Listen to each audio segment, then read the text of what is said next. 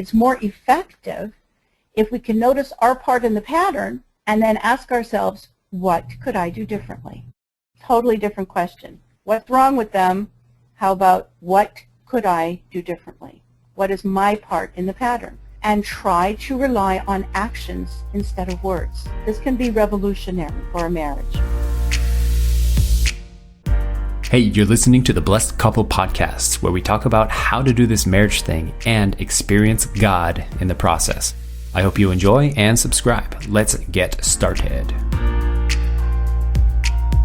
The topic of the conversation is the power of one, because I actually believe that one person can make a lot of changes in a marriage, and I want to provide you with some real strategies. So that's really my goal. I'm hoping that tonight, those of you who are listening will be able to see your marriage a little bit differently, learn some new strategies that you can actually use, and feel a little bit freer to experiment and, of course, practice. That's my goal for tonight.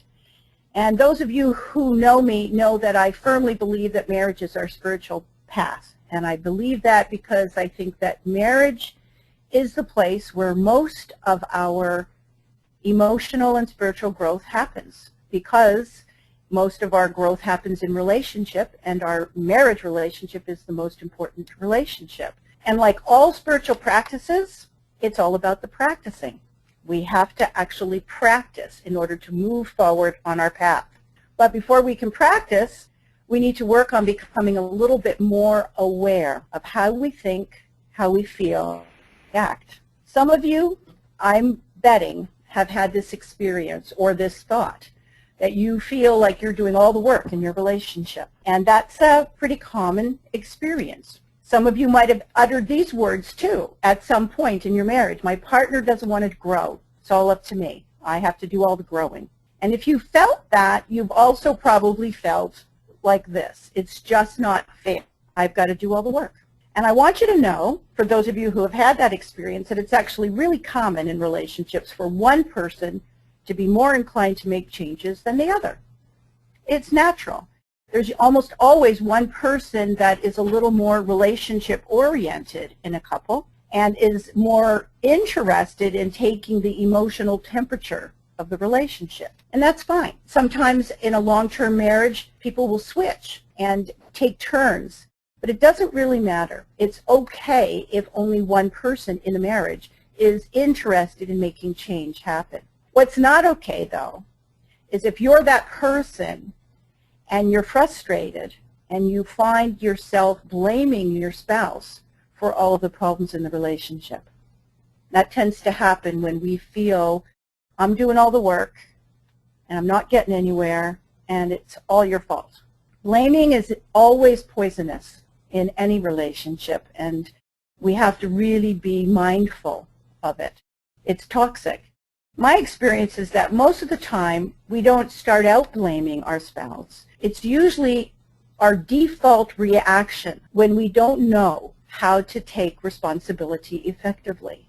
I think most people really don't mind taking responsibility to improve the relationship that matters to them the most. It's just that when we don't know how to do it effectively, we get very discouraged, and then it gets easy to blame.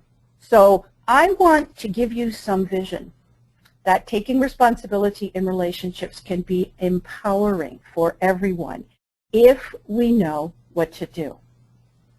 There's the rub. So what do?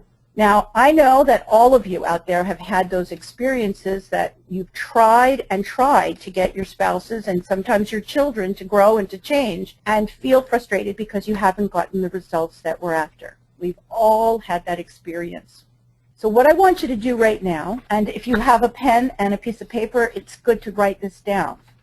I want you to think really carefully about what you usually do when you get upset with your spouse, when you're having a fight, when you're trying to get them to do something that they don't want to do, when you guys are upset with each other. What do you do? Some people nag. Some people withdraw. Some people put on their boxing gloves. We all have certain behaviors that we do. So I want you to think very clearly about what you do when you get upset. And again, if you can write it down, do so. And once you have that in your mind, what do I usually do when I'm upset with my spouse? Then I want you to ask this question. When I do what I do, am I getting the results that I want? Is my action effective? When I do what I do, does my teenager do what I'm asking them to do? Does my spouse hear me and respond? Do we end up feeling closer to each other when I do what I do? That's the most important question. Do I get the results that I want when I do what I do? The focus of the webinar tonight is to help you get the results that you want. Here's the good news, and there is good news. The good news is that people in relationships affect each other. That's the way that we're made. So if you do something, it affects me, and if I do something, it affects you. We affect each other. And what's even more important is that spouses are like amazingly tuned into each other. By virtue of living together and loving each other, the longer you live together, the more tuned in usually you get. And that's why you can come home from work, walk into the living room, and know exactly how your spouse is feeling. You know exactly what kind of day they had before you even ask them. You can just tell, because we grow to become more and more tuned into each other as spouses. If I asked you right now to start a fight with your spouse in the next 5 minutes, I bet that every single one of you there listening would know exactly what to do. Think about it. Think about the last fight you had and see if you knew exactly what you did to get that fight going. Most of us who've been married for a while have a list of fights that we fight about the same thing often, over and over. We know exactly how those fights begin. So it's interesting because most of us would know exactly how to begin a fight with our spouse. This is good to know because what it means is we can also create positive changes in our relationship just as quickly and effectively. Just like we know what to do to get our spouse upset, we actually know what to do to make our spouse feel good. So if you think about that, we actually have a lot more power than we realize, and we actually can affect positive change single-handedly. That's the power of one. Even if our spouse is not on the webinar, even if our spouse would never go to a marriage workshop or read a marriage education book, we can still affect positive change. It starts by the way that we look at our relationships. And that's the first thing I really want to talk about. We have to look at our relationships a little bit differently than we usually do. Okay? So I feel like every relationship is like a dance. In other words, when you're married, you develop certain patterns of the way you relate. This is how we relate when we're happy, and this is how we relate when we're sad. We have our little behaviors and our patterns that we build up over the years. Just like when you have a certain dance. There's certain dance steps in every dance. So every relationship is like a dance, and that means that we can change the dance steps. This is huge when you think about it. Okay, so I'm going to say that again. I want you to look at your marriage like it's a dance and think about the steps, the dance steps that you and your spouse have developed.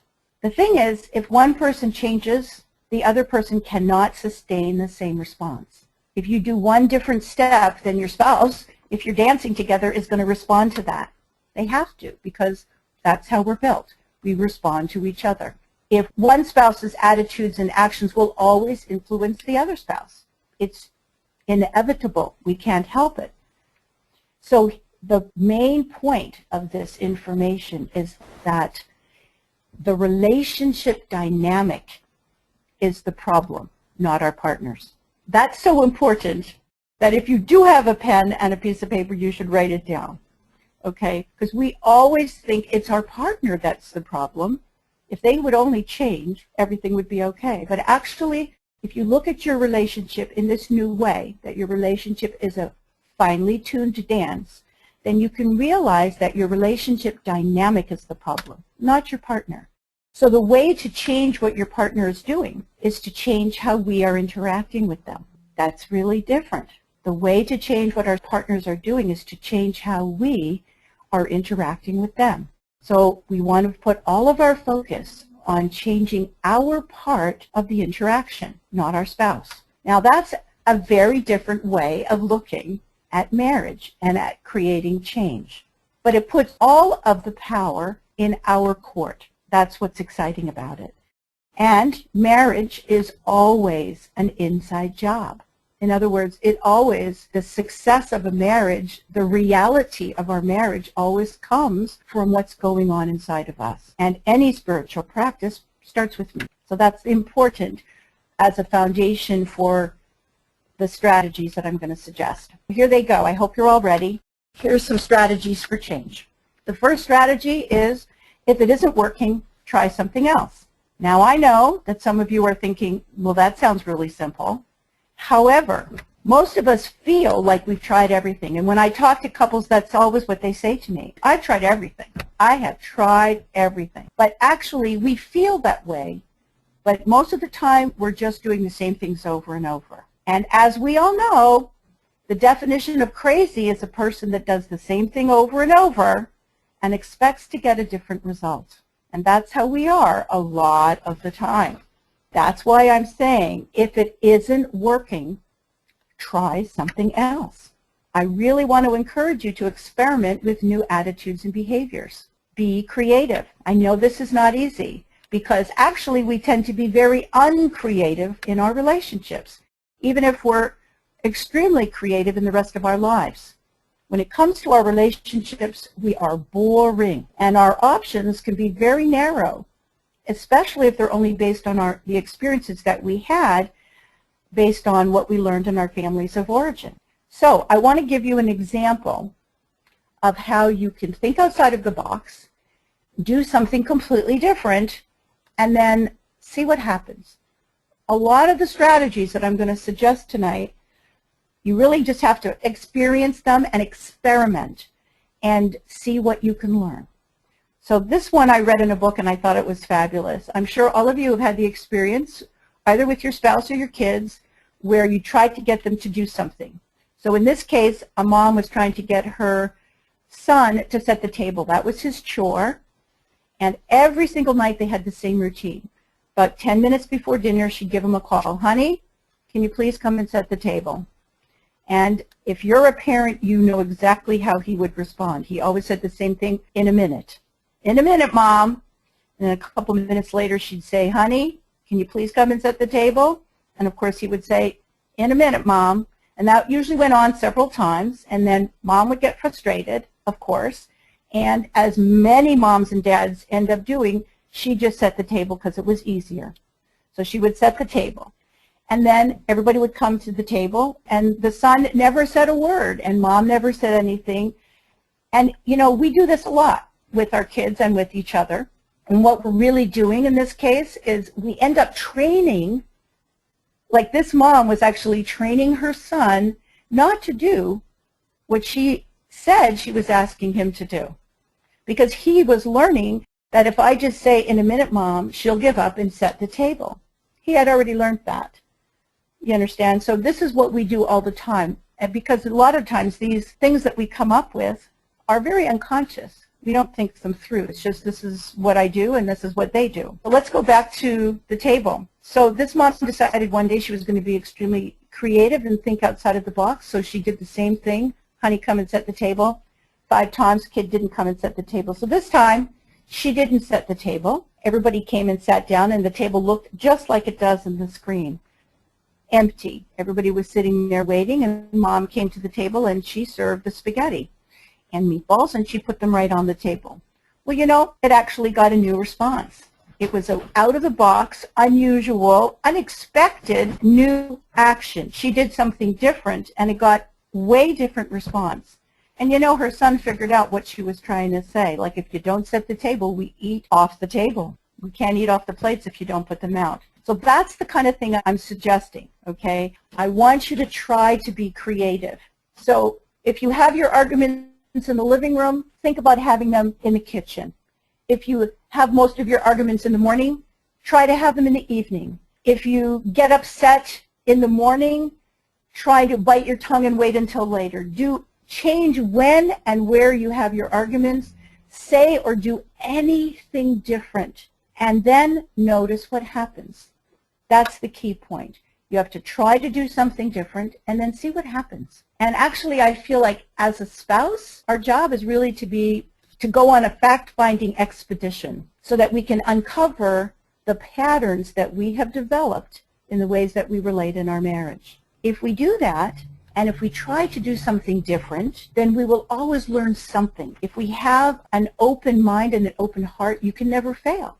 Because no matter what, when you try something different, you're going to get some kind of response that's going to teach you something about yourself or your spouse. Okay? Strategy number 2 is the media is the message.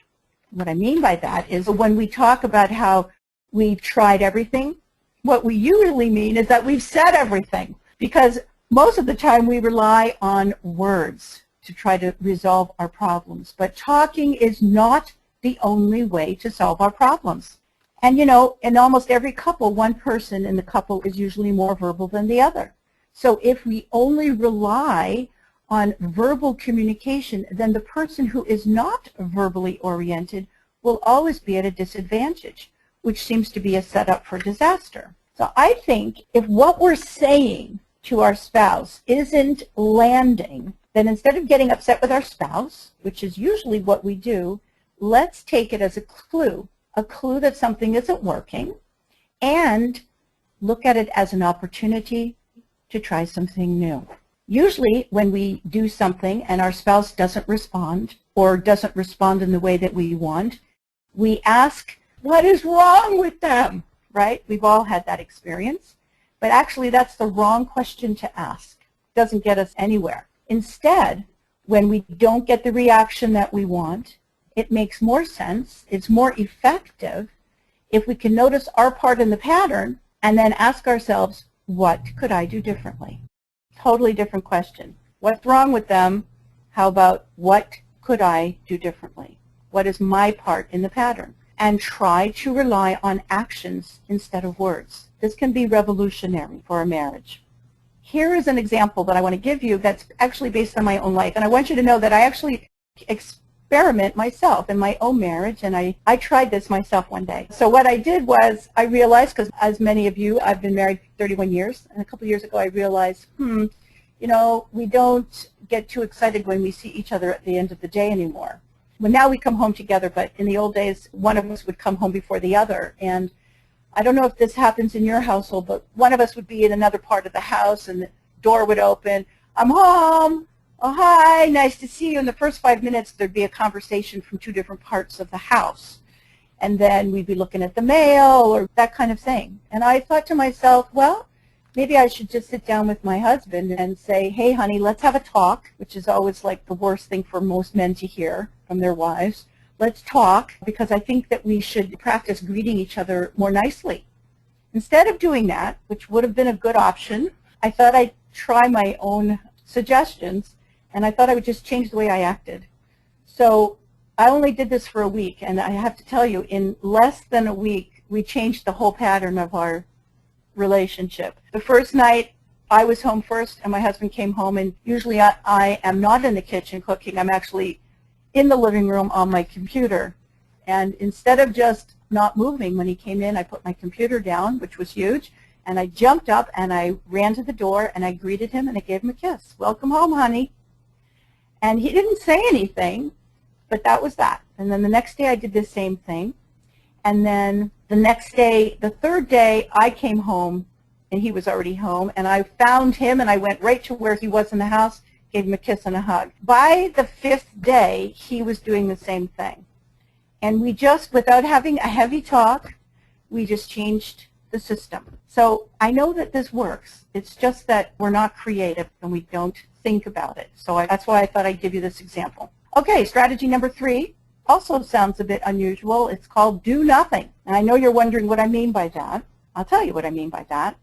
Sometimes we put so much of our energy on a problem, it just gets bigger and bigger.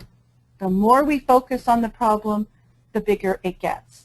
So sometimes it can be very helpful for us to just stop trying to fix things. Because if we stop trying to fix things, we leave a little space for something else to happen. We might actually discover that the people around us are more capable than we expected. But because we're always jumping in to do stuff, there's no space for them to do it.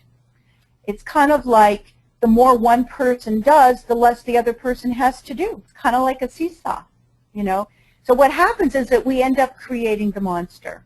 So for example, if when you first got married, you did all the bills because you just didn't mind doing them, and then your spouse, who didn't like doing them, just got used to you doing all the bills and didn't feel confident anyway, you became like polarized. And then after 5-6 years, you started to get resentful because you always had to do the bills, but actually you trained your spouse that he never had to do the bills because you've been doing them. This is what happens in marriages, and it usually happens unconsciously.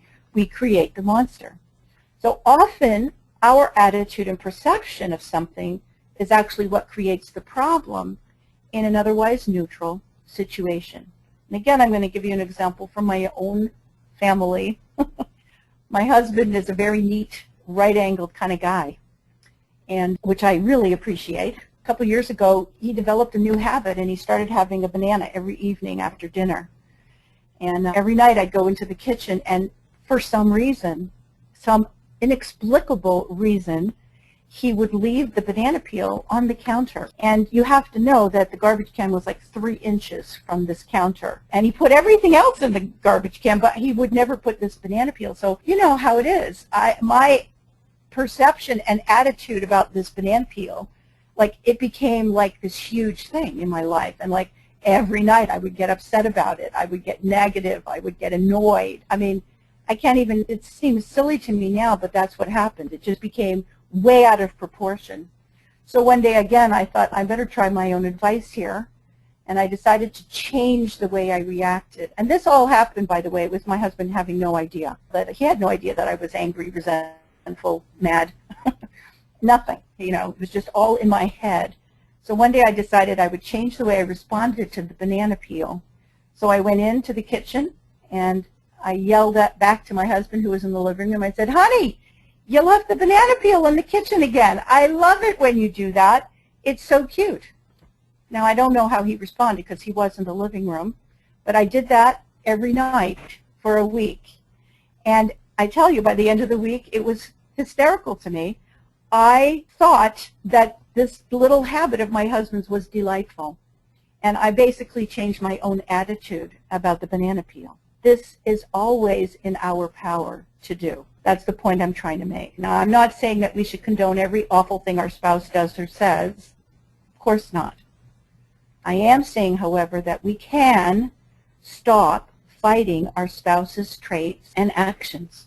We can stop fighting them. Because when we label something as a problem, like I did with the banana peel, it actually becomes one. That's pretty deep when you think about it. When we label something as a problem, it becomes one. But you know, if we look at our differences in a new way and view them as facts of life instead of problems, it changes the way we respond to them. I know you've all had this experience where you met somebody for the first time and they had a huge something on their face, a mole or a scar or something really unusual, like so distracting that you could hardly focus on them.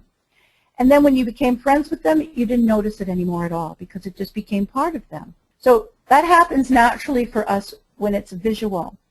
But we can actually do that with more internal things. So we can pretend that the quality that bugs us in our spouse is like a physical scar and just accept it as a fact of life. Every marriage, there's going to be some differences that will never be resolved. Never. And successful marriages aren't successful because they have less things that they agree on. Not at all. The reason that successful marriages are more successful is because they learn how to manage their differences in healthier ways. Not only that, but they work really hard at acceptance. Acceptance is a real spiritual virtue. Hey, if you're getting something good from this episode, it would mean the world to us if you could share it with someone you love or leave a 5-star review, because the only way this podcast spreads around is through word of mouth. So a share or a review would go a long way, and it only takes like 10 seconds to do. Thanks. Back to the show. All right, strategy number 5. This is a big one. I call it changing our diagnosis of the situation. So what I mean by that is the way that we size up our problem or interpret our problem always determines the kinds of solutions that we try, always. So it's really important for us to take a step back from something that's bothering us and ask ourselves, how am I assessing the situation? Let me give you an example. You've noticed in the last month or so, your spouse doesn't seem to want to have any physical intimacy with you. Pretty common in a long-term marriage. You don't really know why, and of course it's uncomfortable to ask. And so what do? We make assumptions. We make assessments based on what we know. Most of the time we don't know that much, so we just gather some evidence. Say, for example, this wife is wondering why her husband doesn't feel like having sex. A whole month goes by and it's pretty unusual, and she's wondering what's going on. So she's thinking around what's been happening lately, and she remembers, oh, we had this fight a few weeks ago, and I bet he's still holding on to that, and he's doing this on purpose to get back at me. That's a fair assessment.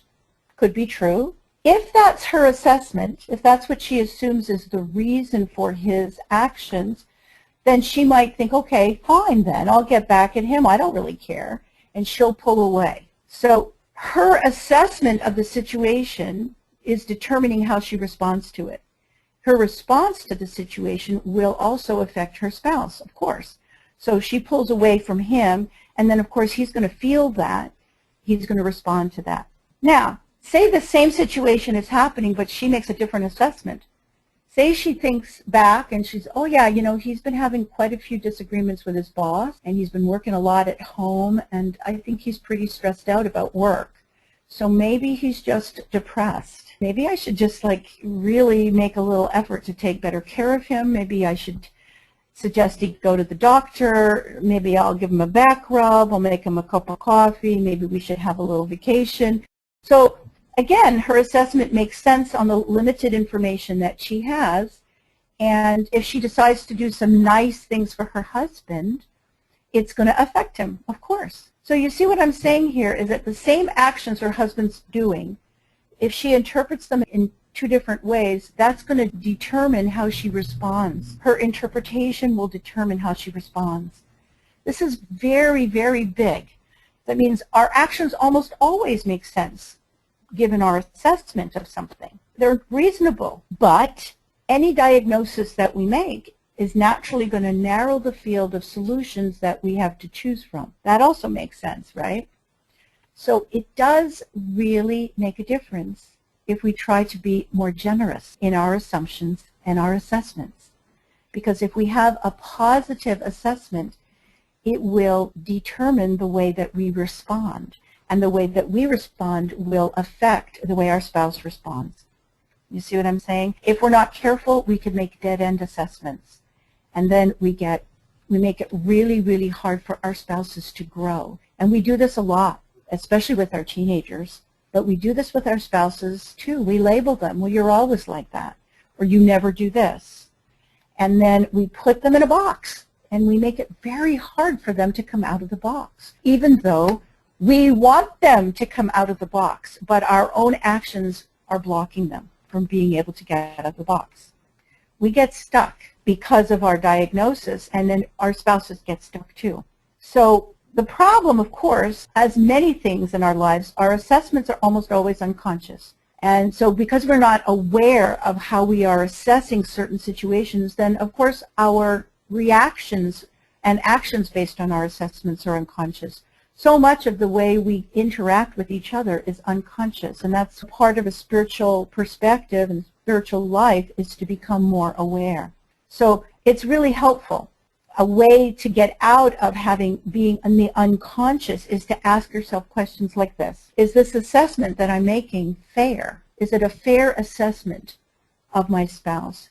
Does it make sense? Or should I get a little bit more information? And is this assessment limiting? These are really important questions, and they can help us to change the way we assess things. Because I tell you, if we can change our diagnosis, we might get different responses. So it's really worth it to try and look at the way we are diagnosing things. All right, I hope you're all still with me. Strategy number 6 is accentuate the positive. We all know how to do this. What I'm talking about here is noticing and rewarding the good stuff. Most of us are quite good at this with our pets and with our very little children. When our kids are little and they say their first word or they make their first steps, we're thrilled. We're just ecstatic. And I know I have a dog, so I'm really excited when my dog listens to me. However, the way that we react with other adults, especially our spouses, we have much higher standards. Okay, so it makes it more difficult. And the other thing is that we don't usually notice. It's always easier to notice the bad stuff, unfortunately. So we have to actually work at noticing the good stuff. That's the first step, noticing the good stuff, and then commenting on it, because what we give attention to is what tends to multiply.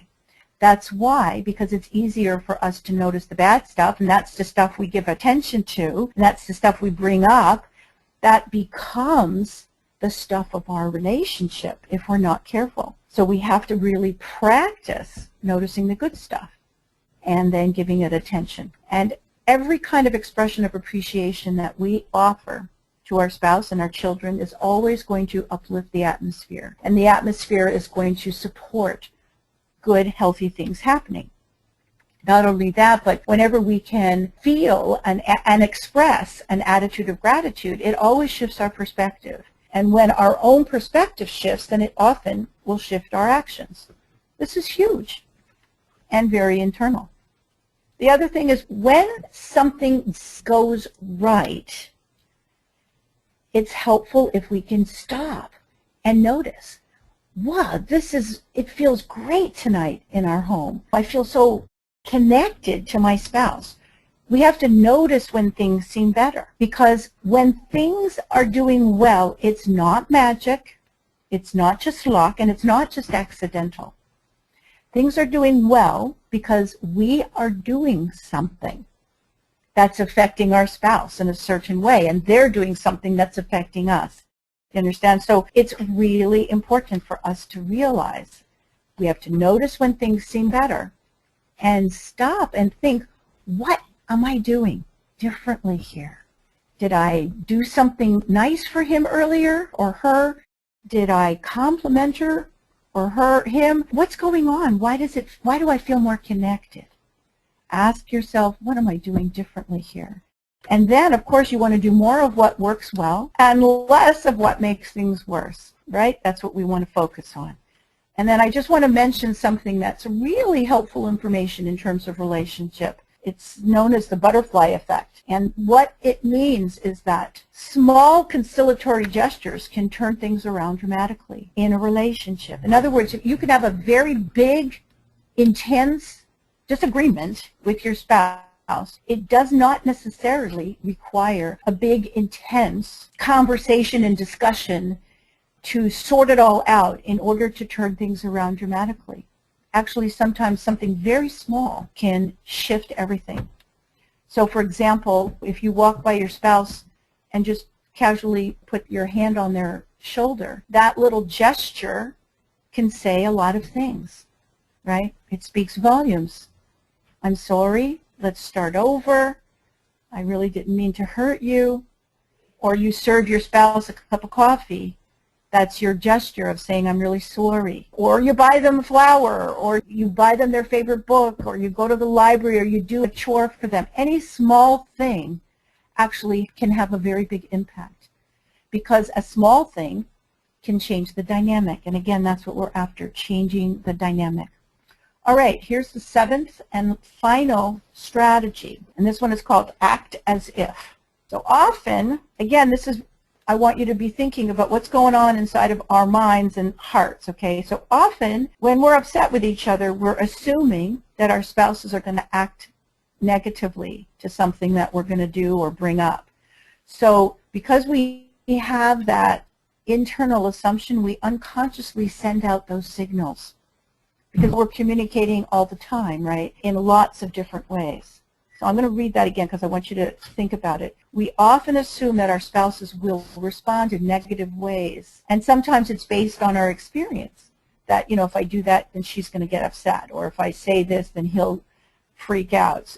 So we've had experiences that have taught us certain expectations, but also sometimes they're not based on experience, it's just based on our assumptions. So what happens though is that whatever we're assuming, especially if we're assuming something negative is going to happen, we're putting out those vibes to our spouse without even knowing it. But they're picking up those vibes without even knowing it. So what happens is, again, we are creating the monster. It becomes a self-fulfilling prophecy.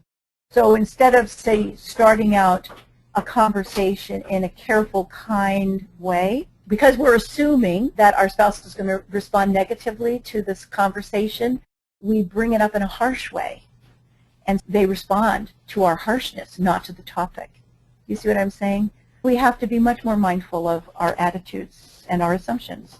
It helps if we can try asking ourselves a new question. Here's the question. How would I handle the situation if I were expecting good things to happen? What would I do if I really believed that my spouse was going to respond in an inspiring way? And this is hard to do. No matter how skeptical we might be about the possibility of good things happening, we have to try acting as if.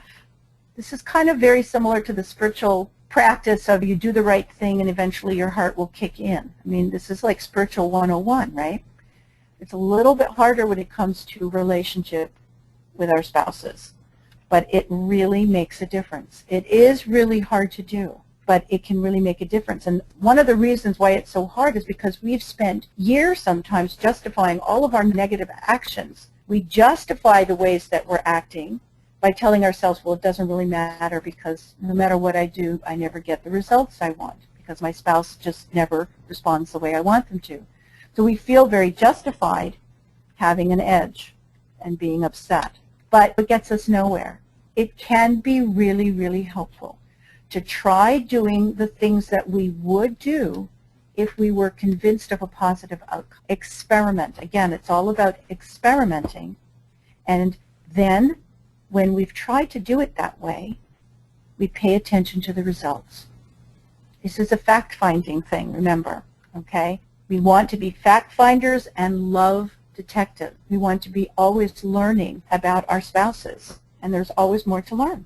That's why I think that marriage is really our spiritual path, because it's the place where most of our important growth takes place. And I really believe that relationships are opportunities for us to move closer to becoming the kind of people that we really want to be. Our spouses are really the people that help us to grow most.